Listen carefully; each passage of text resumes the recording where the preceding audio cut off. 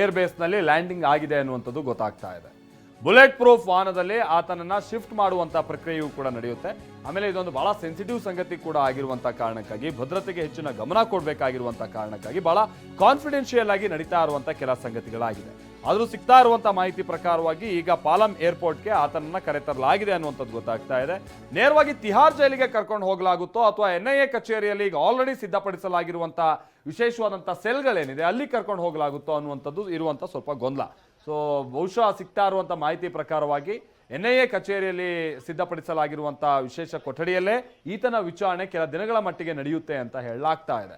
ಆ ಕಾರಣಕ್ಕಾಗಿಯೇ ಬಹುಶಃ NIA ಕಚೇರಿಯ ಸುತ್ತಮುತ್ತ ಭಾರೀ ಭದ್ರತೆಯನ್ನು ನಿಯೋಜಿಸಲಾಗಿದೆ. ನಾನು ಆಗ್ತಾನೆ ಹೇಳಿದಾಗೆ ಹಿಂದೆ ಇದೇ ರೀತಿಯಾಗಿ ಉಗ್ರ ಮಸೂದ್ ಭಾರತದ ವಶದಲ್ಲಿದ್ದಂಥ ಸಂದರ್ಭದಲ್ಲಿ ಕಂದಹಾರ್ ಫ್ಲೈಟ್ ಹೈಜಾಕ್ ಕೂಡ ಆಗಿದ್ದಂಥದ್ದು ಅದೇ ಟೈಮ್ನಲ್ಲಿ. ಆ ಕಾರಣಕ್ಕಾಗಿ ಈ ರೀತಿಯಾದಂಥ ದೊಡ್ಡ ದೊಡ್ಡ ಉಗ್ರರನ್ನು ಕರ್ತರುವಂಥ ಸಂದರ್ಭದಲ್ಲಿ ಭಾರತ ಕೇವಲ ಆತನ ಉಗ್ರನ ಸುತ್ತಮುತ್ತಲ ಪರಿಸರ ಅಥವಾ ವಾತಾವರಣಕ್ಕೆ ಸಂಬಂಧಪಟ್ಟಂಗೆ ಮಾತ್ರ ಅಲ್ಲ, ಇಡೀ ದೇಶದ ವಿಚಾರವಾಗಿ ಕಟ್ಟೆಚ್ಚರ ವಹಿಸಬೇಕಾಗುತ್ತೆ.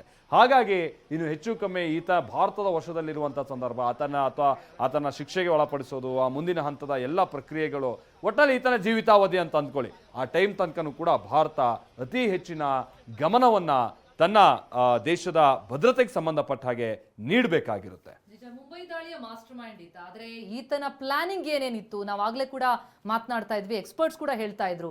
ಜಲವಿಹಾರದ ಮೇಲೂ ಕೂಡ ಆತ ದಾಳಿಯನ್ನ ಮಾಡೋದಕ್ಕಾಗಿ ಒಂದಿಷ್ಟು ಪ್ಲಾನಿಂಗ್ ನಡೆಸಿದ್ದ, ಆತನ ಸಂಚು ಬಹಳ ದೊಡ್ಡದಿತ್ತು ಅಂತೇಳಿ. ಹಾಗಾಗಿ ಈತ ಇಲ್ಲಿಗೆ ಮುಂಬೈ ದಾಳಿಗೆ ಸೀಮಿತ ಆಗಿರ್ಲಿಲ್ಲ, ಅವನ ಮೈಂಡ್ ಅಲ್ಲಿ ಇದ್ದಂತಹ ಆಲೋಚನೆಗಳು ಬಹಳ ಇನ್ನಷ್ಟು ಉಗ್ರವಾಗಿತ್ತು. ಹಾಗಾಗಿ ಏನ್ ಪ್ಲಾನಿಂಗ್ ಅನ್ನ ಮಾಡಿದ್ದ ಈತ ಒಬ್ಬನೇನಾ? ಈತನ ತಂಡದಲ್ಲಿ ಯಾರಿದ್ದಾರೆ? ಯಾಕಂದ್ರೆ ಸೆರೆ ಸಿಕ್ಕವರು, ಗಲ್ಲಿಗೇರಿಸಿದವರು ಈಗ ವಶಕ್ಕೆ ಪಡೆದದ್ದು ಒಂದು ಭಾಗ, ಆದ್ರೆ ಈ ತಂಡದಲ್ಲಿ ಇನ್ನೂ ಬಹಳ ದೊಡ್ಡ ಜಾಲ ಇದೆ. ಹಾಗಾಗಿ ಅದೆಲ್ಲವನ್ನ ಕೂಡ ಆಳಕ್ಕಿಳಿಬೇಕು ಅಂತಂದ್ರೆ ಈತನನ್ನ ವಿಚಾರಣೆಗೆ ಒಳಪಡಿಸಲೇಬೇಕಾಗತ್ತೆ. ಹಾಗಾಗಿ ಉಗ್ರ ತಹೂರ್ ರಾಣಾ ಕೊನೆಗೂ ಫೈನಲಿ ಭಾರತಕ್ಕೆ ಬಂದಾಗಿದೆ. NIA ಕಚೇರಿಗೆ ಸ್ಥಳಾಂತರ ಆಗುವಂತಹ ಸಾಧ್ಯತೆ ಇದೆ. ಬುಲೆಟ್ ಪ್ರೂಫ್ ವಾಹನ, ಯಾಕಂದ್ರೆ ಈತನನ್ನ ಈಗ ಶಿಫ್ಟ್ ಮಾಡುವ ಸಂದರ್ಭದಲ್ಲಿ ಈತನ ಬಾಯಿ ಬಿಡಿಸ್ಬಿಟ್ರೆ ಇನ್ನಷ್ಟು ವಿಚಾರ ಹೊರಬೀಳುತ್ತೆ ಅಂತ, ಇನ್ಯಾವುದಾದ್ರೂ ಅಟ್ಯಾಕ್ ಆಗ್ಬಿಟ್ರೆ ಎನ್ನುವಂತಹ ಭಯ ಖಂಡಿತವಾಗ್ಲೂ ಇದ್ದೇ ಇರುತ್ತೆ. ಆ ಹಿನ್ನೆಲೆಯಲ್ಲೇ ಭದ್ರತೆ ಪ್ರಕ್ರಿಯೆಗಳ ಆರಂಭ ಆಗ್ತಾ ಇದೆ. ತಹೂರ್ ರಾಣಾನ ಅರೆಸ್ಟಿಂಗ್ ಪ್ರಕ್ರಿಯೆ, ಬಂಧನ ಪ್ರಕ್ರಿಯೆಯನ್ನ NIA ತಂಡ ಆರಂಭಿಸಿದೆ. ಭಾರತೀಯ ಕಾನೂನಿನ ಪ್ರಕಾರ ಮೆಡಿಕಲ್ ಚೆಕಪ್ ಬಂಧಿಸಿದ ಬಳಿಕ ಆಗತ್ತೆ.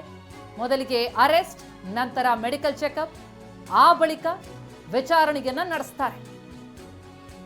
ಪ್ರಕ್ರಿಯೆಗಳೀಗ ಶುರುವಾಗಿದೆ. ಆತ ಬಂದಿಳಿದಾಗಿದೆ. ಆತನನ್ನ ಈಗ NIA ಬಂಧಿಸೋದಕ್ಕೆ ಪ್ರಕ್ರಿಯೆಗಳನ್ನ ಆರಂಭಿಸಿದೆ. ಮುಂದಿನ ಹಂತದಲ್ಲಿ ಆತನನ್ನ ಸಂಪೂರ್ಣವಾಗಿ ಈ ಕೇಸ್ಗೆ ಸಂಬಂಧಪಟ್ಟಂತೆ, ಜೊತೆಗೆ ಆತನ ಈ ಜಾಲ ಏನಿದೆ ಅದರ ಬಗ್ಗೆ ಸಂಪೂರ್ಣ ಮಾಹಿತಿಯನ್ನ ಕಲೆ ಹಾಕ್ತಾ ಹೋಗ್ತಾರೆ. ಈಗಾಗಲೇ ಹೆಡ್ಲಿಯಿಂದ ಸಾಕಷ್ಟು ವಿಚಾರಗಳು ತಿಳಿದು ಬಂದಿದೆ. ಆತ ಅಪ್ರೂವರ್ ಆಗಿದ್ದಾನೆ. ಆ ಹಿನ್ನೆಲೆಯಲ್ಲೇ ಈ ರಾಣನನ್ನ ವಶಕ್ಕೆ ಪಡೆದು ಕೂಡ ಒಂದು ಕೊಂಚ ಸುಲಭ ಆಯ್ತು ಅಂತ ಕೂಡ ಅನ್ಸುತ್ತೆ. ಈಗ ಯಾರ್ಯಾರ ಸಂಪರ್ಕದಲ್ಲಿದ್ರು ಆತನ ಜೊತೆ, ಆತ ಹೇಗೆ ಏನೇನು ದಾಖಲೆಗಳನ್ನ ಕೊಟ್ಟ, ಹೇಗೆ ಹೆಡ್ಲಿಗೆ ಆತ ನೆರವಾದ, ಅದೆಲ್ಲದ್ರ ಬಗ್ಗೆ, ಜೊತೆಗೆ ಆತ ಭಾರಿ ಪ್ರಯತ್ನ ಪಟ್ಟಿದ್ದಾನೆ ಘಟನೆಯಿಂದ ತಪ್ಪಿಸ್ಕೊಳ್ಳೋದಕ್ಕೆ. ಅಂದ್ರೆ ಭಾರತಕ್ಕೆ ಸಿಗಬಾರ್ದು, ಏನೇ ಆಗ್ಲಿ ನಾನ್ ನಿಮ್ಗೆಲ್ಲ ಹೆಲ್ಪ್ ಮಾಡ್ತೀನಿ, ಆದ್ರೆ ನನ್ನನ್ನು ಭಾರತಕ್ಕೆ ಒಪ್ಪಿಸ್ಬೇಡಿ ಅಂತ. ಆದ್ರೆ ಒಪ್ಲಿಲ್ಲ. ಕೊನೆಗೂ ಕೂಡ ರಾಜತಾಂತ್ರಿಕ ಒಂದು ನೈಪುಣ್ಯತೆ ವರ್ಕೌಟ್ ಆಯ್ತು ಭಾರತದ ಪಾಲಿಗೆ. ಹಾಗಾಗಿ ಕೊನೆಗೂ ಹಸ್ತಾಂತರ ಆಗಿದೆ. ಈಗ ಮುಂದಿನ ಪ್ರಕ್ರಿಯೆಗಳು ಶುರುವಾಗಿದೆ. ಇನ್ನೊಂದು ಸಂಗತಿ ಅಂತ ಅಂದ್ರೆ, ಪಾಕಿಸ್ತಾನದ ಪಾತ್ರವನ್ನ ವಿಶ್ವದ ಮುಂದೆ ತೆರೆದಿಡುವಂತ ಸಂದರ್ಭದಲ್ಲಿ ಈತನ ಬಂಧನ ಅಥವಾ ಹಸ್ತಾಂತರ ಬಹಳ ಮುಖ್ಯ ಆಗುತ್ತೆ ಭಾರತಕ್ಕೆ. ಇಲ್ಲಿ ತನಕ ಪಾಕಿಸ್ತಾನ ಹೇಳ್ತಾ ಇರುವಂತದ್ದೇನು, ಹೌದು ಅಜ್ಮಲ್ ಕಸಬ್ ನಮ್ಮ ಪ್ರಜೆ ಆಗಿದ್ದ ಅನ್ನುವಂತನ ಪಾಕಿಸ್ತಾನ ಒಪ್ಕೊಂಡಿದೆ. ಉಳಿದಂತ ಉಗ್ರರಿಗೆ ಸಂಬಂಧಪಟ್ಟ ಹಾಗೆನೂ ಕೂಡ ಬಹುತೇಕ ಸಂಗತಿಗಳು ಸ್ಪಷ್ಟ ಇದೆ ಪಾಕಿಸ್ತಾನದ ಪ್ರಜೆಗಳು ಅಂತ. ಆದರೆ ಆ ದೇಶದ ಒಂದು ಆಡಳಿತ ವ್ಯವಸ್ಥೆ ಅಥವಾ ಸೇನೆ ಅಥವಾ ಈ ISIಗೆ ಸಂಬಂಧಪಟ್ಟ ಹಾಗೆ ಅವ್ರು ನೇರವಾಗಿ ಇದರಲ್ಲಿ ಭಾಗಿಯಾಗಿಲ್ಲ ಅನ್ನುವಂತನ ಪಾಕಿಸ್ತಾನ ಹೇಳ್ತಾ ಇರುವಂತದ್ದು ಸಂಗತಿ. ಲಷ್ಕರ್ ಎ ತೊಯ್ಬಾಗೆ ಸಂಬಂಧಪಟ್ಟಂಗೆ ಹೌದು ಅವರು ಇದರಲ್ಲಿ ಚಟುವಟಿಕೆಯಲ್ಲಿದ್ರು, ಪಾಕಿಸ್ತಾನದ ಯಾವುದೇ ಆಡಳಿತಕ್ಕೆ ಸಂಬಂಧಪಟ್ಟಂಗೆ ಇದಕ್ಕೆ ಯಾವುದೇ ರೀತಿಯಾದಂಥ ಕುಮ್ಮಕ್ ಇರಲಿಲ್ಲ ಅಂತ. ಬಹುಶಃ ಈತ ಸೇನೆಯಲ್ಲಿ ಕಾರ್ಯನಿರ್ವಹಿಸಿರೋದು ISI ಜೊತೆ ನಿಕಟವಾದಂಥ ಸಂಪರ್ಕದಲ್ಲಿದ್ದ ಅನ್ನುವಂಥದ್ದು ಈಗ ಆಲ್ರೆಡಿ ಗೊತ್ತಾಗಿರುವಂತಹ ಸಂಗತಿಯಿಂದಾಗಿ ಅದನ್ನು ವಿಶ್ವದ ಮುಂದಿಟ್ಟು ಪಾಕಿಸ್ತಾನ ಒಂದು ಭಯೋತ್ಪಾದಕ ರಾಷ್ಟ್ರ, ಭಯೋತ್ಪಾದಕ ಪೋಷಕ ರಾಷ್ಟ್ರ ಅನ್ನುವಂಥದ್ದನ್ನ ಮತ್ತಷ್ಟು ಹೆಚ್ಚಿನ ವಿಚಾರವನ್ನ ವಿಶ್ವದ ಮುಂದಿಡೋದಕ್ಕೆ ಭಾರತಕ್ಕೆ ಇದೊಂದು ಬಹಳ ದೊಡ್ಡ ಅವಕಾಶ. ಅದನ್ನು ಭಾರತ ಬಹಳ ನಿಟ್ಟಿನಲ್ಲಿ ಇದನ್ನು ಸದುಪಯೋಗ ಪಡಿಸ್ಕೊಳ್ಳುತ್ತೆ ಅನ್ನುವಂಥದ್ದು ಬಹಳ ಕ್ಲಿಯರ್ ಇದೆ.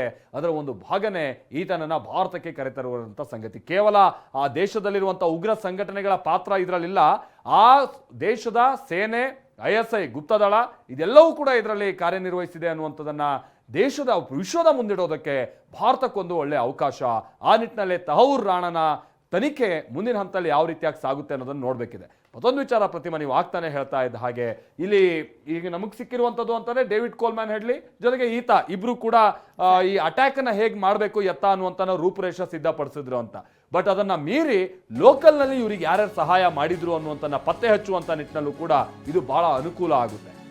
ಎಸ್, ಮುಂದಿನ ಪ್ರಕ್ರಿಯೆಗಳ ಬಗ್ಗೆ ನಾವು ವಿವರಣೆ ಕೊಡ್ತಾ ಇದ್ವಿ. ಹೇಗಿರುತ್ತೆ ಹಾಗಿದ್ರೆ ತಹೌರ್ ರಾಣಾನ ವಿಚಾರಣೆ, ಯಾವ ರೀತಿಯಲ್ಲಿ NIA ವಿಚಾರಣೆ ನಡೆಸ್ತಾ ಹೋಗುತ್ತೆ, ಅದರ ಎಕ್ಸ್ಕ್ಲೂಸಿವ್ ಆದಂತಹ ಮಾಹಿತಿಯನ್ನ ನಿಮ್ಮೆದುರಿಗಿಡ್ತಾ ಇದ್ದೀವಿ.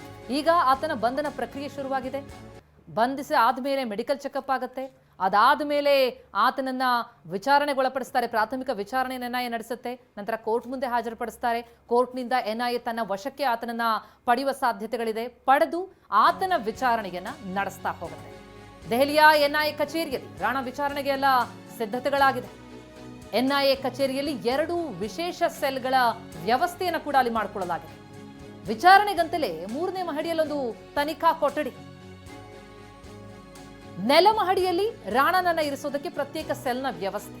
ಅಂದ್ರೆ ನೆಲಮಹಡಿಯಲ್ಲಿ ಮೆಡಿಕಲ್ ಚೆಕಪ್ ಅನ್ನು ಮಾಡ್ತಾರೆ. ಎಲ್ಲವೂ ಕೂಡ ಆತನಿಗೆ ವಿಶೇಷ ಭದ್ರತೆಯೊಂದಿಗೆ ನಡೆಸಬೇಕಾಗತ್ತೆ. ಯಾಕಂದ್ರೆ ಮೋಸ್ಟ್ ವಾಂಟೆಡ್ ಉಗ್ರ, 15 ವರ್ಷಗಳ ಪರಿಶ್ರಮ, 17 ವರ್ಷದ ಹಿಂದೆ ಆತ 160ಕ್ಕೂ ಅಧಿಕ ಮಂದಿಯನ್ನ ಬಲಿ ಪಡೆದಂತಹ ಆ ಮಹಾ ದಾಳಿಯ ಮಾಸ್ಟರ್ ಮೈಂಡ್.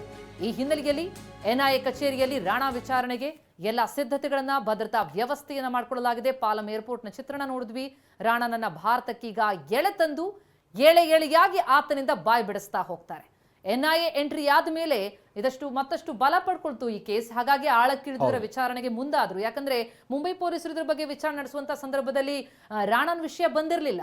ಅಂದ್ರೆ ಅಲ್ಲಿ ನೇರವಾಗಿ ಯಾರ್ಯಾರು ಕಂಡಿದ್ರು ಅವರ ಬಗ್ಗೆ ಮಾತ್ರ ವಿಷಯಗಳು ಬಂದಿದ್ವು. ಹಾಗಾದ್ರೆ ಹೇಗಿರುತ್ತೆ ಈ ವಿಚಾರಣೆ, ಅದ್ರ ಬಗ್ಗೆ ಡೀಟೇಲ್ಸ್ ನಿಮ್ಮ ಎದುರುಗಿಡ್ತಾ ಇದೆ. ಲಷ್ಕರ್-ಇ-ತೊಯ್ಬಾ ಜೊತೆಗಿನ ಸಂಪರ್ಕ ಏನಿತ್ತು ಅನ್ನುವಂತನ್ನ ಮೊದಲಿಗೆ ಎಳೆಯಾಗಿ ಬಿಡಿಸಿಡಬೇಕಾದಂಥದ್ದು ಅನಿವಾರ್ಯತೆ ಇದೆ. LETಗೆ ರಾಣಾ ನೀಡಿದಂತಹ ಬೆಂಬಲ ಮತ್ತು ಇತರ LET ಕಾರ್ಯಕರ್ತರುಗಳ ಜೊತೆಗೆ ಆತ ಹೇಗೆ ಲಿಂಕ್ ನಲ್ಲಿದ್ದ ಅನ್ನುವಂಥದ್ದನ್ನ ಈಗ ಆಲ್ರೆಡಿ ಒಂದು ಹಂತದಲ್ಲಿ ಪತ್ತೆ ಹಚ್ಚುವಂತ ಪ್ರಕ್ರಿಯೆಗಳು ನಡೆದಿದೆ. ಅದನ್ನ ಮೀರಿ ಪಾಕಿಸ್ತಾನದ ಗುಪ್ತಚರ ಸಂಸ್ಥೆ ISI ಜೊತೆಗಿನ ಸಂಬಂಧವನ್ನ ಕೂಡ ಇದೀಗ ತೆರೆದಿಡಬೇಕಾದಂಥದ್ದು ಅನಿವಾರ್ಯತೆ ಇದೆ. ಹೀಗಾಗಿ ಅಕಸ್ಮಾತ್ ISI ಜೊತೆಗಿನ ಈತನ ಸಂಬಂಧ ಇಲ್ಲಿ ಖಚಿತವಾಗಿ ತಿಳಿದಂತ ನಂತರದಲ್ಲಿ ಪಾಕಿಸ್ತಾನವೂ ಕೂಡ ಈ ಒಟ್ಟು ಅಟ್ಯಾಕ್ ನಲ್ಲಿ ನೇರವಾಗಿ ಭಾಗಿಯಾಗಿತ್ತು ಅನ್ನುವಂಥದ್ದನ್ನ ಬಿಂಬಿಸೋದಕ್ಕೂ ಕೂಡ ಭಾರತಕ್ಕೆ ಈಗ ಆಲ್ರೆಡಿ ಹಲವು ಪುರಾವೆಗಳಿದೆ. ಇದು ಹೆಚ್ಚಿನ ದೊಡ್ಡ ಪುರಾವೆಯಾಗಿ ತನಿಖಾ ಸಂಸ್ಥೆಗಳಿಗೆ ಒಂದು ಅನುಕೂಲ ಆಗುತ್ತೆ. ಕಿರಣ್ ನಮ್ಮ ಜೊತೆಗೆ ಮತ್ತಷ್ಟು ಡೀಟೇಲ್ಸ್ ಅನ್ನ ಕೊಡುವಂತ ನಿಟ್ಟಿನಲ್ಲಿ ನೇರ ಸಂಪರ್ಕದಲ್ಲಿ ಜಾಯಿನ್ ಆಗ್ತಾ ಇದ್ದಾರೆ. ಕಿರಣ್, ಇನ್ನೇನೋ ತಹೌರ್ ರಾಣಾನನ್ನ ಭಾರತಕ್ಕೆ ಕರೆತರುವಂತ ಪ್ರಕ್ರಿಯೆಯೂ ಕೂಡ ಆಗಿದೆ ಅನ್ನುವಂಥದ್ದು ಗೊತ್ತಾಗ್ತಾ ಇದೆ. What next? ಮುಂದಿನ ಹಂತದ ತನಿಖೆ ಹೇಗಿರುತ್ತೆ? ಒಟ್ಟು ಪಾಕಿಸ್ತಾನದ ಆಡಳಿತ ವ್ಯವಸ್ಥೆ, ಅಲ್ಲಿನ ಸೇನೆ, ಅಲ್ಲಿನ ISI ಈ ಒಂದು ಕೃತ್ಯದಲ್ಲಿ ಭಾಗಿಯಾಗಿತ್ತು ಅದನ್ನ ತೋರ್ಪಡಿಸಬೇಕಾದಂತ ಅನಿವಾರ್ಯತೆಯೂ ಕೂಡ ಭಾರತಕ್ಕಿದೆ. ಆ ನಿಟ್ಟಿನಲ್ಲಿ ಈತನ ಮುಂದಿನ ತನಿಖಾ ಹಂತ ಹೇಗೆ ಸಾಗ್ತಾ ಹೋಗುತ್ತೆ ಅಂತೇಳಿ, ಮತ್ತೆ ಭದ್ರತೆಗೆ ಸಂಬಂಧಪಟ್ಟಾಗೆ ಈತನ ವಿಚಾರವಾದಂತಹ ಭದ್ರತೆ ಎಷ್ಟು ಅನಿವಾರ್ಯ ಹಾಗೆ ಅವಶ್ಯಕತೆ ಭಾರತದ ಮಟ್ಟಿಗೆ? ಕಿರಣ್, ಮಾಲ್ತೇಶ್, 17 ವರ್ಷಗಳ ನಂತರ ಈ ಒಂದು ಮುಂಬೈ ಅಟ್ಯಾಕ್ ಆದ ನಂತರ 17 ವರ್ಷಗಳ ನಂತರ ಈತ ಮಾಸ್ಟರ್ ಮೈಂಡ್ ಅನ್ನ ಈಗ ಭಾರತಕ್ಕೆ ಕರೆತರಾಯಿತು. ಮುಖ್ಯವಾಗಿ NIA ಅಧಿಕಾರಿಗಳು ಈಗಾಗಲೇ ಆತನನ್ನ ವಿಚಾರಣೆಗೆ ಎಲ್ಲ ರೀತಿಯ ಸಿದ್ಧತೆಯನ್ನು ಮಾಡಿಕೊಂಡಿದ್ದಾರೆ. ಅದಕ್ಕೆ ಬೇಕಾಗಿದ್ದಂಥ ಎಲ್ಲ ಡಾಕ್ಯುಮೆಂಟ್ಸ್ ಅನ್ನು ಕೂಡ ಅವರು ಸಂಗ್ರಹಿಸ್ಕೊಂಡಿದ್ರು. ಈಗ ಆತನನ್ನ ದೆಹಲಿಯಲ್ಲಿರುವಂಥ ಏನು ಹೆಡ್ ಆಫೀಸ್ ಇದೆ NIA, ಅಲ್ಲಿ ಸ್ಪೆಷಲ್ ಒಂದು ಎನ್ಕ್ವೈರಿ ಸೆಲ್ ಅಂತಾನೆ ಇರುತ್ತೆ.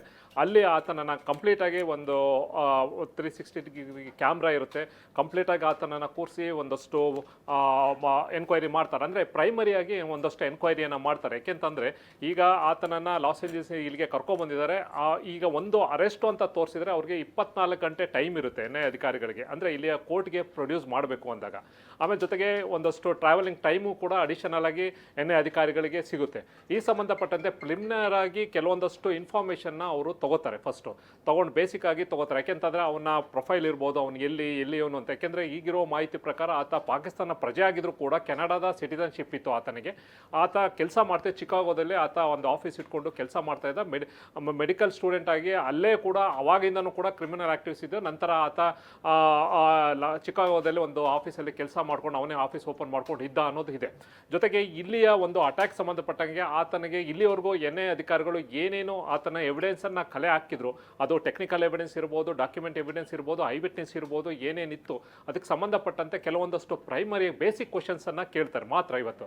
ಅದಾದ ನಂತರ ಕೆಲವೊಂದಷ್ಟು ಮಾಹಿತಿ ಪಡ್ಕೊಂಡ ನಂತರ, ಅಂದರೆ 17 ವರ್ಷಗಳಿಂದ ಏನು ಮಾಡ್ತಾ ಇದ್ದ ಅಂದರೆ ಇಲ್ಲಿ ಬಂದು ಹೋಗಿದ್ದು, ಯಾಕೆಂದರೆ ಈ ಅಟ್ಯಾಕ್ ಆಗೋ 1 ವೀಕ್ ಆತ ಮುಂಬೈಗೆ ಬಂದಿರ್ತಾನೆ, ಆಗ್ರಾಗೆ ಬಂದಿರ್ತಾನೆ. ಇಲ್ಲೆಲ್ಲವೂ ಕೂಡ ಕಂಪ್ಲೀಟ್ ಆಗಿ ಆತ ಸರ್ವೆ ಮಾಡ್ಕೊಂಡೋಗಿ ಯಾವ ಪ್ಲೇಸಲ್ಲಿ ಅಟ್ಯಾಕ್ ಮಾಡಬೇಕು ಅನ್ನೋದನ್ನೆಲ್ಲವೂ ಕೂಡ ಆತ ಕಂಪ್ಲೀಟಾಗಿ ಬ್ಲೂ ಪ್ರಿಂಟ್ ರೆಡಿ ಮಾಡಿಕೊಂಡು ಆತ ಇಲ್ಲಿಂದ ಹೋಗಿರ್ತಾನೆ. ಅದ ನಂತರ ಆತ ಅಲ್ಲಿಂದ LET ಅವ್ರಿಗೆ ಅಂದರೆ ಈತನು ಕೂಡ ಆಕ್ಟಿವ್ ಅದರಲ್ಲಿ ಮೆಂಬರ್ ಆಗ್ತಾನೆ. ಆತ ಕೊಟ್ಟಂಥ ಇನ್ಫಾರ್ಮೇಷನ್ ಮೇಲೆ ಇಲ್ಲಿ ಪಾಕಿಸ್ತಾನದಿಂದ ಬಂದಂಥ ಭಯೋತ್ಪಾದಕರು ಇಲ್ಲಿ ಬಂದು ಅಟ್ಯಾಕ್ ಮಾಡ್ತಾರೆ.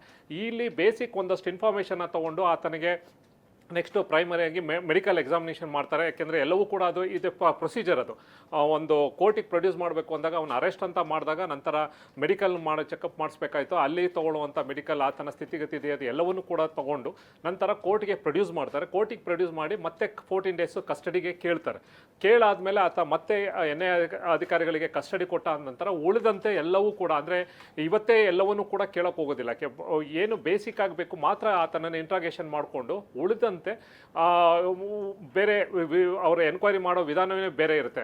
ಅದ ನಂತರ ಕಂಪ್ಲೀಟಾಗಿ ಆತನ ಎಲ್ಲವೂ ಎವಿಡೆನ್ಸನ್ನು ಮುಂದೆ ಇಟ್ಟು ಅವನು ಇಲ್ಲಿಗೆ ಬಂದು ಹೋಗಿದ್ದು, ಇಲ್ಲಿಗೆ ಹೋಗಿದ್ದು, ಕಂಪ್ಲೀಟ್ ಅವಾಗ ಸಿಕ್ಕಿರುವಂಥ ಎವಿಡೆನ್ಸ್ ಇರ್ಬೋದು ಎಲ್ಲವನ್ನು ಪ್ರತಿ ಹಂತದಲ್ಲೂ ಮುಂದೆ ಇಟ್ಟು ಆಮೇಲೆ ಹೇಗೆ ಪಾಕಿಸ್ತಾನ್ಗೂ ಲಿಂಕು, ಇದಕ್ಕೆ ಪಾಕಿಸ್ತಾನವ್ರು ಹೇಗೆ ಅಟ್ಯಾಕ್ ISIS ಹೇಗೆ ಮಾಡಿಸಿದ್ರು ಅನ್ನೋದೆಲ್ಲವೂ ಕೂಡ. ಯಾಕೆಂದರೆ ಇದು ಪ್ರಪಂಚಕ್ಕೆ ಇಡೀ ಜಗತ್ತಿಗೆ ತೋರಿಸ್ಬೇಕಾಗಿದೆ ಈ ಪಾಕಿಸ್ತಾನವರು ಭಯೋತ್ಪಾದಕರನ್ನ ಹುಟ್ಟಾಕುವಂಥದ್ದು ಮತ್ತು ಅವರು ಪ್ರೋತ್ಸಾಹ ಮಾಡ್ತಾ ಇರುವಂಥದ್ದು. ಹಾಗಾಗಿ ಈ ಕೇಸನ್ನು ಕೇಂದ್ರ ಸರ್ಕಾರ ಭಾಳ ಸೀರಿಯಸ್ ಆಗಿ ತೊಗೊಂಡು, ಯಾಕೆಂದರೆ ಈತ ಅಲ್ಲಿ ಅಮೆರಿಕಾದಲ್ಲಿ FBI ಅಧಿಕಾರಿಗಳು ಈತನ ಅರೆಸ್ಟ್ ಮಾಡಿ ಅಲ್ಲಿ ಜೈಲಿರ್ತಾನೆ. ಆತ ಇಲ್ಲಿಗೆ ಗಡಿಪಾರು ಆಗದೆ ಇದ್ದಂಗೆ ಸಾಕಷ್ಟು ಕಾನೂನು ಹೋರಾಟ ಮಾಡ್ತಾನೆ ರಾಣ. ಅಂತಿಮವಾಗಿ ಅಲ್ಲಿ ಈಗ ಇಷ್ಟು 15 ವರ್ಷಗಳ ಕಾಲ ಏನ್ ತೆಗೆದುಕೊಳ್ತು ಅವನನ್ನ ಇಲ್ಲಿಗೆ ಕರ್ಕೊಂಡ್ ಬರೋದಕ್ಕೆ. ಆದ್ರೆ ಈಗಿರೋದು ನೆಕ್ಸ್ಟ್ ಟಾಸ್ಕ್ ಆಕ್ಚುಲಿ NIA ಅಧಿಕಾರಿಗಳಿಗೆ. ಹೇಗ್ ತನಿಖೆ ಮಾಡ್ತಾರೆ, ಹೇಗೆ ಇವನು ಬಾಯಿ ಬಿಡಿಸ್ತಾರೆ? ಯಾಕಂದ್ರೆ ಈತ ಒಬ್ಬ ಮಾಸ್ಟರ್ ಮೈಂಡ್, ಈತ ಹಿಂದೆ ನಿಂತ್ಕೊಂಡು ಮುಂದೆ ಮಾಡಿಸಿದವನು. ಹಾಗಾಗಿ ಈತ ನೇರವಾಗಿ ಭಾಗಿಯಾಗಿರ್ಲಿಲ್ಲ. ಈಗ NIAಗಿರುವಂತಹ ಚಾಲೆಂಜಸ್ ಏನು ಈತನ ಬಾಯಿ ಬಿಡಿಸೋದಕ್ಕೆ ಅಂತ? ಖಂಡಿತ. ಯಾಕೆಂದರೆ NIA ಅಧಿಕಾರಿಗಳಿಗೆ ಸಾಕಷ್ಟು ಚಾಲೆಂಜ್ ಇದೆ. ಯಾಕೆಂತಂದರೆ ನಿಮ್ಗೆ 17 ಇಯರ್ಸ್ ಆಗಿರುವಂಥ ಕೇಸನ್ನು ಮತ್ತೆ ಅದನ್ನು ರೀಕನ್ಸ್ಟ್ರಕ್ಷನ್ ಮಾಡಬೇಕಾಗುತ್ತೆ. ಅವತ್ತಿನ ದಿನ ಸಿಕ್ಕಿಂದ ಇವನ ರೋಲ್, ಯಾಕೆಂದರೆ ಈತ 1 ವೀಕ್ ಮುಂಚೆ ಈತ ಮುಂಬೈಗೆ ಬಂದೋಗಿರುವಂಥದ್ದು, ಜೊತೆಗೆ ಮುಂಬೈಲ್ದಲ್ಲೇ ಬೇರೆ ಬೇರೆ ಸ್ಥಳಕ್ಕೆ ಬಂದೋಗಿರೋದ್ರ ಬಗ್ಗೆ ಸಾಕಷ್ಟು ಡಾಕ್ಯುಮೆಂಟ್ಸ್ಗಳು ಸಿಕ್ಕಿದೆ ಆಲ್ರೆಡಿ. ಆಮೇಲೆ ಯಾವ ಕಾರಣಕ್ಕೋಸ್ಕರ ಇಲ್ಲಿಗೆ ಬಂದ, ಯಾಕೆಂದರೆ ಮುಂಬೈಗೆ ಈತ ಫ್ರೀಕ್ವೆಂಟಾಗಿ ಬಂದು ಹೋಗ್ತಾ ಮಾಡ್ತಾ ಇದ್ದ. ಇದು ಅಟ್ಯಾಕ್ ಆದ ನಂತರ ಅಂದರೆ ಈತ ಮತ್ತು ಜೊತೆ ಅಟ್ಯಾಕರ್ಸ್ ನಡುವೆ ಯಾವ ರೀತಿ ಈತ ಇನ್ಫಾರ್ಮೇಷನನ್ನು ಕೊಟ್ಟಿದ್ದ, ಯಾರ ಮೂಲಕ ಕೊಟ್ಟಿದ್ದ, ಆಮೇಲೆ ಯಾವ ಪ್ರೊಸೀಜರಲ್ಲಿ ಮೂಲಕ ಅದನ್ನ ಒಂದು ಮಾಹಿತಿಯನ್ನು ಪಾಸ್ ಮಾಡಿದ್ದ, ಎಲ್ಲವೂ ಕೂಡ ಈಗಾಗಲೇ NIA ಅಧಿಕಾರಿಗಳು ಸಾಕಷ್ಟು ಇನ್ಫಾರ್ಮೇಷನ್ನ ಗ್ಯಾದರ್ ಮಾಡಿದ್ದಾರೆ. ಅದನ್ನು ಈಗ ಇಟ್ಕೊಂಡು ಪ್ರತಿ ಹಂತದಲ್ಲೂ ಒಂದೊಂದೇ ಪ್ರಶ್ನೆಗಳನ್ನ ಮಾಡೋಕ್ಕೆ ಶುರು ಮಾಡ್ತಾರೆ. ಯಾಕೆಂತಂದರೆ ಈಗ ಒಂದು ಪ್ರಶ್ನೆ ಮಾಡಬೇಕು ಅಂದ್ರೆ ಆತನ ರೋಲ್ ಎಷ್ಟು ಮಟ್ಟಿಗೆ ಇತ್ತು ಅಂದರೆ, ಯಾಕೆಂದರೆ ಇದನ್ನು ಕೂಡ ಅಮೆರಿಕಾದಲ್ಲಿರೋ ಸುಪ್ರೀಂ ಕೋರ್ಟ್ಗಳು ಕೂಡ ಥ್ರೂ ಅಲ್ಲಿಯ ಸರ್ಕಾರದ ಮೂಲಕ ಈತನ ರೋಲ್ ಏನೇನೋದನ್ನು ಕೂಡ ಅಲ್ಲಿ ಎಸ್ಟಾಬ್ಲಿಷ್ ಮಾಡೋಕ್ಕೆ ಕೇಂದ್ರ ಸರ್ಕಾರ ಒಂದು ಸಕ್ಸಸ್ ಆಗಿದೆ. ಹಾಗಾಗಿ ಈತ ಅಲ್ಲೇ ಗಡಿಪಾರದ ಏನು ಅಲ್ಲಿ ಆತನ ಅರ್ಜಿ ವಜಾ ಆಯಿತು, ಇಮಿಡಿಯೇಟಾಗಿ ಆತನನ್ನು ಇಲ್ಲಿಗೆ ಕರ್ಕೊಬರೋದ್ರಲ್ಲಿ ಯಶಸ್ವಿಯಾಗಿದ್ದರೆ ಇನ್ನು ಉಳಿದಂತೆ NIA ಅಧಿಕಾರಿಗಳು ಈತನ ಪಾತ್ರ ಏನಿತ್ತು, ಇಲ್ಲಿಗೆ ಬಂದಿದ್ದ, ಏನೇನಕ್ಕೆ ಬಂದಿದ್ದ, ಯಾರನ್ನ ಭೇಟಿ ಮಾಡಿದ, ಯಾರ ಜೊತೆ ಸಂಪರ್ಕ ಆಯಿತು, ಆಮೇಲೆ ಇಷ್ಟೇ ಅಲ್ಲ ಈಗ ಅಟ್ಯಾಕ್ ಮಾಡಿದವ್ರನ್ನೂ ಕೂಡ ಈಗಾಗಲೇ ಪೊಲೀಸರು NIA ಅಧಿಕಾರಿಗಳು ಮುಂಬೈ ಪೊಲೀಸ್ ಇರ್ಬೋದು, ಅಲ್ಲಿ SIT ಇರ್ಬೋದು ಎಲ್ಲವನ್ನೂ ಕೂಡ ಮಾಡಿದ್ರು. ಅವರಿಂದನೂ ಕೂಡ ಈತನ ಹೆಸರು ಕೂಡ ಹೊರಗಡೆ ಬಂದಿತ್ತು. ಈಗ ಸಂಬಂಧಪಟ್ಟಂತೆ ಈತನ ಪ್ರಮುಖ ಮಾಸ್ಟರ್ ಮೈಂಡ್ ಹೇಗೆ ಮಾಡಬೇಕು, ಎಲ್ಲೆಲ್ಲಿ ಅಟ್ಯಾಕ್ ಮಾಡಬೇಕು, ಆಮೇಲೆ ಇವನು ಹೋಗಿದ್ದಂಥ ಜಾಗ ಎಲ್ಲೆಲ್ಲಿತ್ತು, ಆಮೇಲೆ ಏನಕ್ಕಿದ್ದ, ಯಾವ ವಿಚಾರಕ್ಕೆ ಇಲ್ಲಿಗೆ ಮುಂಬೈಗೆ ಬಂದಿದ್ದ, ಎಲ್ಲ ಇನ್ಫಾರ್ಮೇಷನ್ ಕೂಡ ಈಗಾಗಲೇ ಕಲೆ ಹಾಕೊಂಡಿದ್ದಾರೆ. ಹಾಗಾಗಿ ಎಲ್ಲವನ್ನೂ ಕೂಡ ಸಾಕ್ಷಿಗಳನ್ನ ಏನು ಆತನ ಮುಂದೆ ಇಟ್ಟು ಪ್ರಶ್ನೆಗಳನ್ನು ಮಾಡ್ತಾರೆ. ಆಮೇಲೆ ಜೊತೆಗೆ ಈಗಾಗಲೇ ಆ ಪ್ರಕರಣಕ್ಕೆ ಸಂಬಂಧ ಕನ್ವಿಕ್ಷನ್ ಕೂಡ ಆಗೋಗಿದೆ. ಆದರೆ ಕೆಲವೊಂದು ಅಬ್ಸ್ಕ್ಯಾಂಡ್ ಆಗಿರೋದ್ರಿಂದ ಚಾರ್ಜ್ ಶೀಟಲ್ಲಿ ಅಬ್ಸ್ಕ್ಯಾಂಡ್ ಅಂತ ತೋರಿಸಿರ್ತಾರೆ ಕೆಲವೊಂದು ಪ್ರಕರಣ. ಯಾಕೆಂದರೆ ಒಂದೇ ಚಾರ್ಜ್ ಶೀಟ್ ಹಾಕಿರೋದಿಲ್ಲ, ಸಾಕಷ್ಟು ಚಾರ್ಜ್ ಶೀಟನ್ನು ಆ ಪ್ರಕರಣದಲ್ಲಿ 17 ವರ್ಷ ಹಿಂದೆನೇ ಅಲ್ಲಿ ಅಧಿಕಾರಿಗಳು ಹಾಕಿರ್ತಾರೆ. ಈಗ ಕೆಲವೊಂದಷ್ಟು ಅಲ್ಲಿಗೆ ಶಿಕ್ಷೆ ಕೂಡ ಆಗೋಗಿದೆ. ಇನ್ನು ಉಳಿದಂತೆ ಇರುವಂಥ ಫೈಲೇನ ಹೊಸ ಒಂದು ಏನು ಸಾಕ್ಷಿಗಳು ಸಿಗುತ್ತಾ, ಈತ ಹೇಳಿಕೆಯನ್ನು ಕೊಡ್ತಾನೆ, ಅದನ್ನು ಇವರು ಮತ್ತೆ ಅದನ್ನು ಸಬ್ಮಿಟ್ ಮಾಡಿ ಕೋರ್ಟಿಗೆ ಸಬ್ಮಿಟ್ ಮಾಡಿ ಮುಂದಿನ ಹಂತದಲ್ಲಿ ವಿಚಾರಣೆ ಮತ್ತೆ ಶಿಕ್ಷೆ ಕನ್ವಿಕ್ಷನ್ ಟ್ರಯಲ್ ಆಗೋದ್ರಲ್ಲಿ ಏನೇನು ಬೇಕು ಎಲ್ಲ ರೀತಿಯ ಪ್ರೋಸೆಸ್ ಅನ್ನ ಮಾಡ್ತಾರೆ. ಪ್ರತಿಮಾ, ಓಕೆ ಕಿರಣ್ ಹಾಗೆ ನಮ್ಮ ಜೊತೆಗೆ ಸಂಪರ್ಕದಲ್ಲಿ ಈತನ ವಿಚಾರಣೆಗೆ ಸಂಬಂಧಪಟ್ಟ ಹಾಗಿನ ಮತ್ತಷ್ಟು ಮಾಹಿತಿಗಳು ಹೇಗೆ ನಡೆಯುತ್ತವೆ ಅನ್ನುವಂಥದ್ದು, ಜೊತೆಗೆ ಒಟ್ಟು ಅಟ್ಯಾಕಿಗೆ ಸಂಬಂಧಪಟ್ಟ ಹಾಗಿನ ಈತನ ಪಾತ್ರ ಏನಿತ್ತು, ಇದೆಲ್ಲದರ ಬಗ್ಗೆನೂ ಕೂಡ ನಾವು ಗಮನ ಹರಿಸ್ತಾ ಹೋಗೋಣ.